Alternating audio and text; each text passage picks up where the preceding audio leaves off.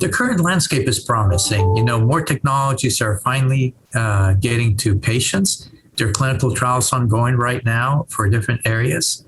And the hope, of course, for the future is that these technologies keep advancing through these clinical trials so everyone can access them. The most promising technologies right now have to do with technologies that are being used for things such as kidney disease, because it's a major challenge right now. So there's right now a clinical trial ongoing for patients that have end-stage kidney failure and are receiving a treatment with their very own kidney cells that are being implanted back into their kidneys. And so that's a promising area right now. Other areas, of course, have to do with the replacement of skin. A lot of good technologies right now for engineered skin, for example, and some which have already been in many patients, and other technologies right behind it.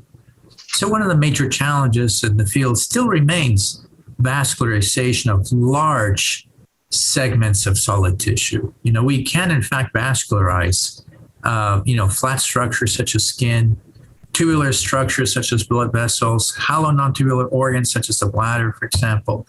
But when it comes to solid organs, we can make small segments of the solid organ, but to actually make the whole organ is still a challenge because of vascularization, the ability of getting nutrition to the central portion of your construct.